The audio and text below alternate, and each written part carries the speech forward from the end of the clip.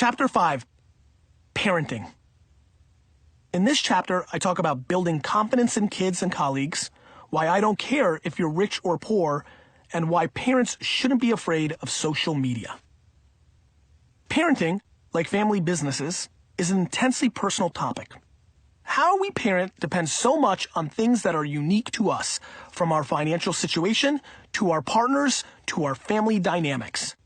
So I'm petrified to give parenting advice, and yet I can't shy away from it because I feel so strongly that the way we are parented affects everything we do in life, including what kind of entrepreneur we might become. I often say that I was perfectly parented. Side note, that is an absolute title to one of my upcoming books. I know some of you have heard that. I'm working on it.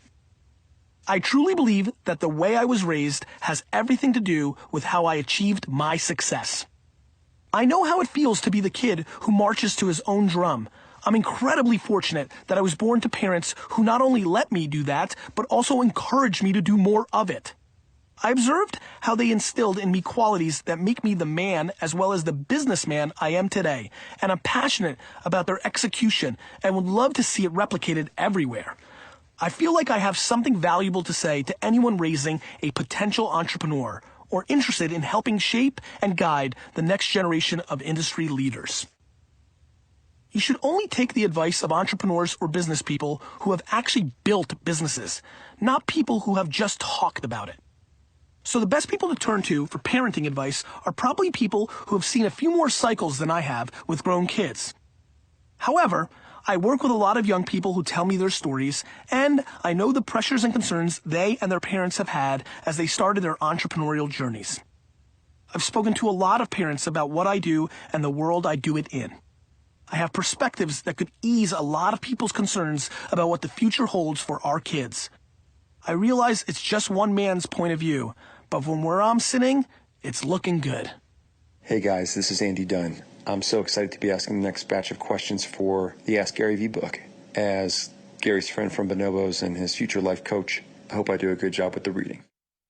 What's the number one lesson you've learned since becoming a father? Andy, real quick, before I get into this, nobody's gonna ever be my life coach. Just wanted to make sure that was established. You know, it's funny, I feel like I was practicing to be a father my whole life. You know, when you're born in another country and you immigrant to this amazing place called America with so much opportunity, you really have a great perspective as an immigrant because often one of your parents or both your parents are working so hard. And so with my dad away so much in the first 10 years that we were in America, I spent an enormous amount of time with my mom and with my younger sister, Liz, who's 3.5 years younger. And then AJ was born and he's 11 years younger than me.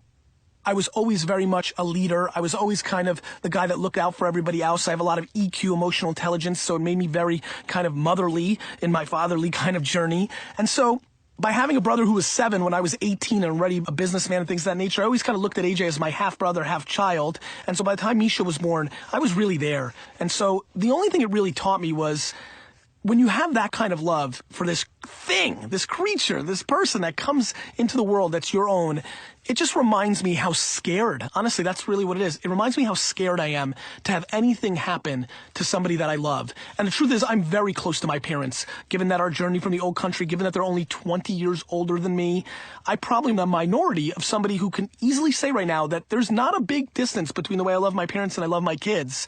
I guess having kids just reminded me of the fear of losing the loved ones around me. Really, that's the only thing that it taught me, which is to live my life in a way that reminds me that that's what I care about most, not buying the jets, not being on the cover of Fast Company, not having the accolades from all of you. It's spending time with those characters. How exactly did your mother instill that self-confidence in you? Propaganda. And maybe it's because my mom's from the Soviet Union that she was so good at it, but this is the damn truth. I'm going to tell you guys something right now that is so insane. At 16, now you're a big boy at 16. At 16 years old, and I was, 5'4". At 16 years old, at 5'4" in a high school, I would walk around the halls of my high school literally thinking I was the best looking.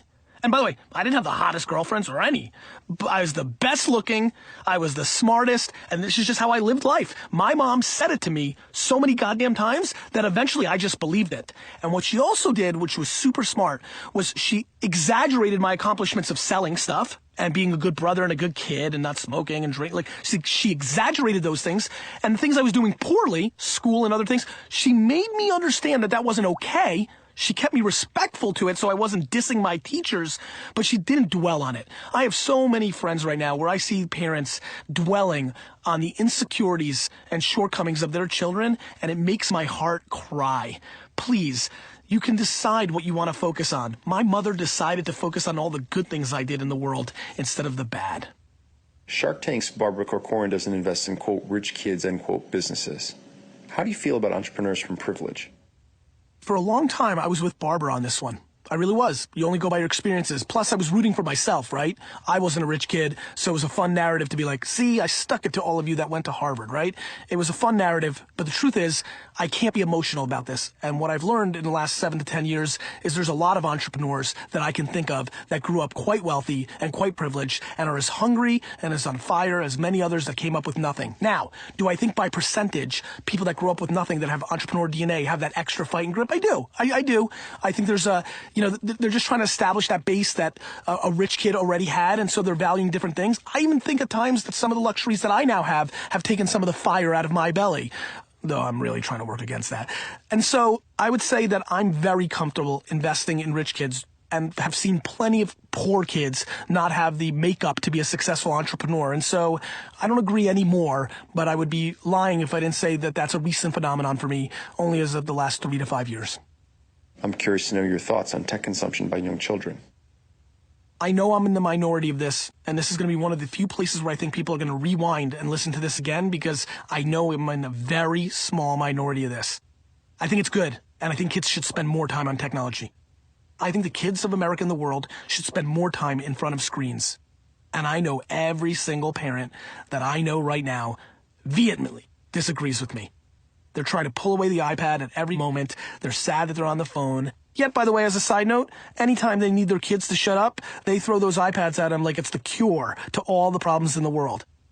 Anyway, I think it would be a grave mistake to not prepare your kids for the future world.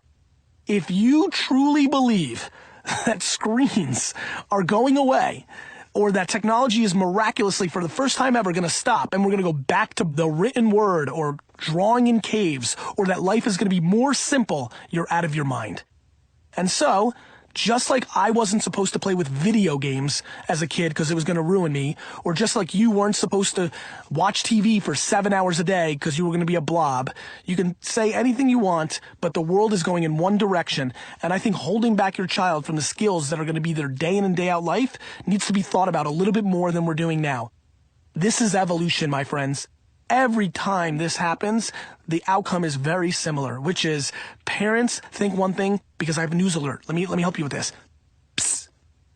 That's right. You're old. You're telling the same story your dad did about walking to school in 10 feet of snow. Let me remind a lot of you millennial parents, your ass watched 7 hours of Cosby's show. So what's the difference? And let me help you.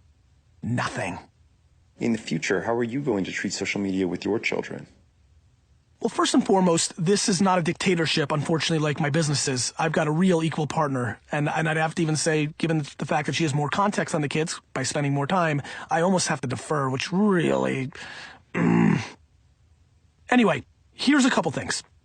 One thing that I take a lot of flack from all of you, at least the ones that are listening to this that have followed me for a long time, is work-life balance, right? Am I spending enough time with my family? What you may know is that I don't put out a lot of content around my family, right? That's the problem. If you go and try to find pictures of my kids on social media, you can't. And so because Lizzie and I decided that it's up to them on how much they want to expose themselves, you get a false picture of how much time I spend with them because I'm not storytelling to you about them. So I'm going to handle it the way we've been handling it so far, which is we're going to let them make some decisions. We're going to be vigilant. We're not confused. But I am not a headline reader. Let me explain. Just because one child has a bad experience in Phoenix on the new Instagram 7 years from now doesn't mean I'm going to allow the headline to stop me from allowing my kids to do. I'm going to look at the data, which is things like, since social networks, and phones that are smart and can record have been out and about in our society, kidnapping is down because it's harder to kidnap because we're all media companies walking around with recorders at all times at our fingertips. So I'm not going to do anything other than the following. I'm going to instill self-esteem and confidence and kindness and practicality and common sense to the best of my ability into my children. I'm going to allow them to navigate. I'm going to watch, right? But I'm not going to suffocate. I'm speaking to parents at a public school event on parenting in a social media world. What would you teach them? I would teach them to become practitioners and not headline readers. For example, every one of them right now is scared of Snapchat because they've read in headlines that kids sext and all this, that, and the other thing. Let me just give you a news alert, my friends. If your kid has a smartphone, that means he or she has access to the internet. It is a lot more likely that they're going to porn sites by typing it in, and it's so easy to do, versus the random once in a million that somebody's going to get an indecent picture through Snapchat. It's a lack of understanding, and stop being scared. Listen, this is not being educated. Being scared of Snapchat while they have access to every porn site in the world is not understanding what is really going on. So, get educated, take some emotion out of the equation, which is not easy with children, and just remind yourself, Dad, you were the same guy that plotted for weeks with your friends on how to steal a Playboy from Krausers just a decade or two ago, right? And so just 2 decades ago. So, at the end of the day, we need to take a step back, take a deep breath, and understand that at one point in time, Elvis Presley shaking his hips made parents not allow kids to listen to Elvis songs. Think about it. And also, real quick, even though I loved having the Elvis punchline end that, remember, social media can be your friend. I mean, I was able to hide from my parents left and right, but right now I know so many of my parent friends that know exactly what's going on in their kids because they're following them on Snapchat and Instagram, and kids are, let's call it what it is, kids are dumb sometimes. Like, hey mom, I'm going to Sally's, and then they put up an Instagram photo at Karen's. I mean, it's just a joke. But anyway, nonetheless, if you don't look at it as a negative and actually realize it could help you if you want to know what you know, which, let's call it what it is.